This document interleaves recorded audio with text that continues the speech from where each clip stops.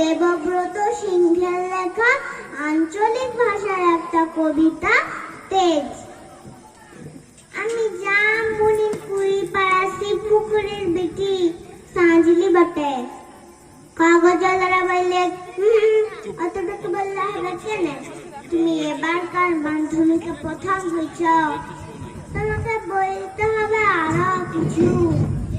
টিভিওয়ালারা বললে তুমি খ্যাত মজরের মিয়া, তুমি কি করে কমেন্ট ঘেটে মাধ্যমিকে প্রথম হলে বলো দেখি, সেটা তোমাকে বলতে হবে খুলে। পঞ্চায়েতের অলি বৌদি, প্রধান, উপপ্রধান, এমএলএ, এমপি সবাই একবার হামলিয়ে পড়লো আমাদের মাটির কুড়া ঘরে। জামবনি স্কুলের হেডমাস্টার কোন বিহান বেলায় টিনের আগুন খুলে হেঁকিয়ে দেখিয়ে ঘুম ভাঙায়। খবরটা যখন প্রথম শোনালেন তখন মাকে জড়ায় শুয়েছিল মামি। কুড়া ঘরের গুটগুটা আধারে হেডমাস্টারকে দেখে মায়ের পাড়া আমিও চোখ কচালে হাঁ হয়ে ভেলে ছিল। এ কি স্বপ্ন দেখছি নাকি? স্যার বললে এটা সফল নয়, সত্যি বটে। কথাটা শুনে কাঁধে ভাসায় দিয়েছিলাম আমরা দু মা বেটি। আজ বাপ বেঁচে থাকলে আমি মানুষটাকে দেখাতে পেতাম বহুত কিছু।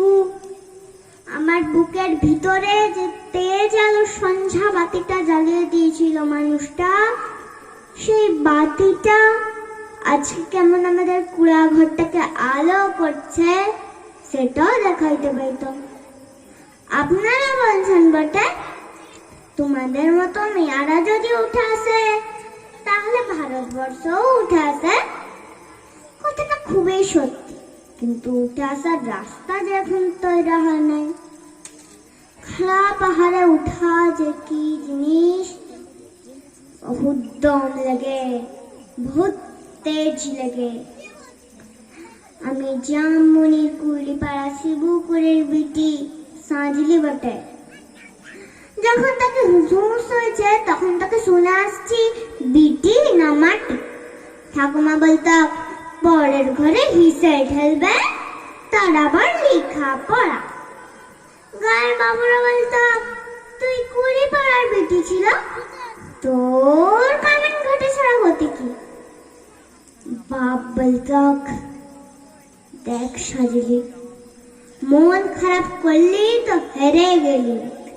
শুন, যে যা বলছে বলুক, এসব কথা এক কানে সিংহালে আর এক কানে বার করে দিবি। এসব কথা এক কানে সিংহালে আর এক কানে বার করে দিবি। তখন বাবু পাড়ার কুচিল দেঘর ঘরে কামেন খাইতক মা। ক্ষয়ে রোগের তারসে মায়ের গতিটা ভাঙে নাই অতটা। মাঝে মধ্যে জ্বরটা রাস্তা বটে। জ্বর আইলে মা চুপচাপ বেগনাতে তলায় পাতা শুয়ে থাকতো। মনে আছে সে ছিল এক জার কালের সকাল। রোদ উঠেছিল ঝলমলানি, ঝিঙা ফুলা রোদ।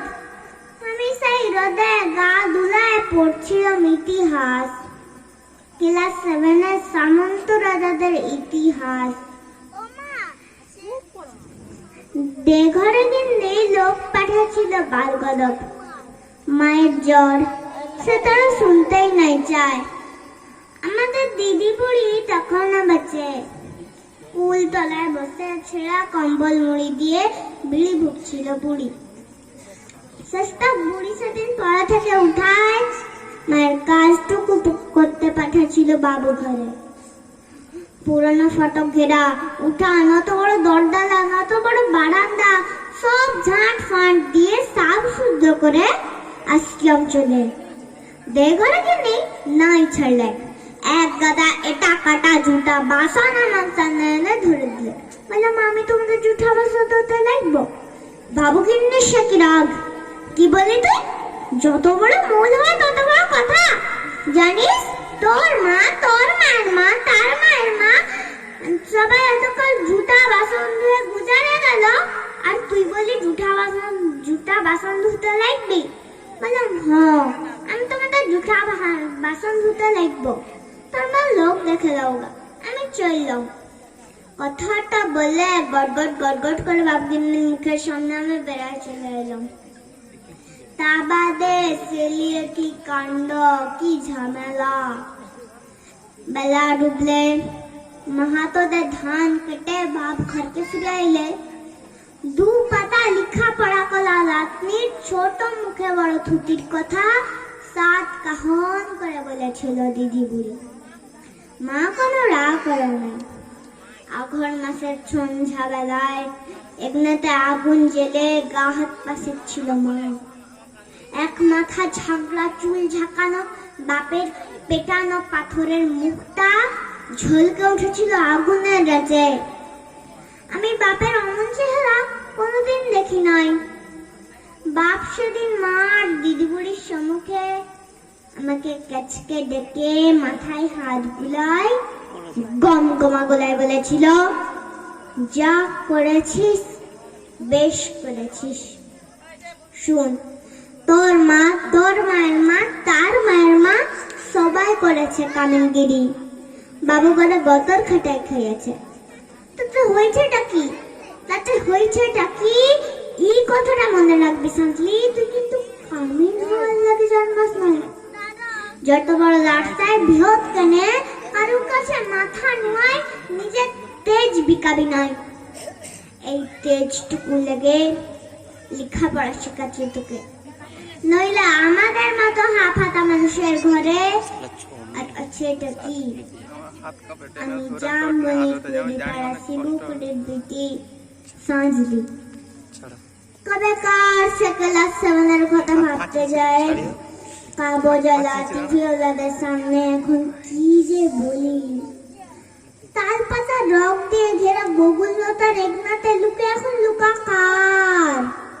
তার মেসে বাজি বাজায় জিপ করতে চাইবে আগু পিছু পুলিশ নিয়ে মন্ত্রী এলেন ছুটে।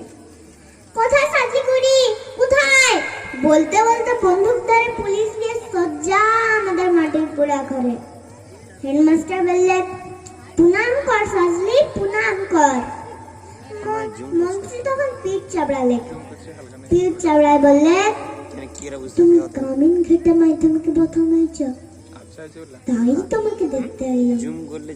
সত্যি বড় গরিব অবস্থা বটে। তোমাদের মতো মেয়েরা যদি উঠে আসে, তার লাগে তো আমার পার্টি, তার লাগে তো আমার সরকার। এলো 10,00,000 টাকা চেকটা এখন লাও। শুনো, আমরা তোমাকে আরো ফুল দিব, সম্বর্ধনা দিব, আরো দাদার টাকা তুলে দিব। টিভির লোক, কাগজের লোক কারা আছেন এদিকে আসেন। আমি ছোট বড় কত রকমের সব ঝলকে উঠলো ক্যামেরা, ঝলকে উঠলো মন্ত্রীর মুখ। না না, মন্ত্রীলয় মন্ত্রীলয়, ঝলকে উঠলো আমার বাপের মুখ। গনগনা আগুনের পাড়া আগুন মানুষের মুখ। আমি তক্ষুনি বলে উঠলাম, না না, এই টাকা আমার নাই লাগবে। আর আপনারা যে আমাকে ফুল দিবেন, সম্বর্ধনা দিবেন বলছেন, তো আমার নাই লাগবে।